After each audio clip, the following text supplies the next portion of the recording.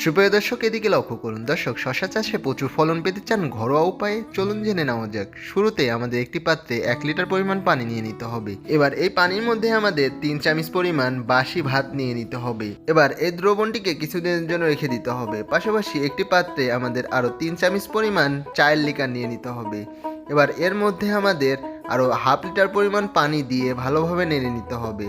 নাড়া হয়ে গেলে এবার এই দ্রবণটিকে আরও 2-3 দিনের জন্য রেখে দিতে হবে। এবার আগে থেকে তৈরি করা এই দ্রবণের মধ্যে আমাদের 1 চামচ পরিমাণ ফাঙ্গিসাইড দিয়ে দিতে হবে। এতে করে গাছে ফাঙ্গাসের আক্রমণ করবে না। এবার এই দ্রবণের মধ্যে একটি লেবুকে এভাবে চিপে দিতে হবে। এতে করে কি হবে, দ্রবণটি বেশি দিনের জন্য রেখে দেওয়া যাবে।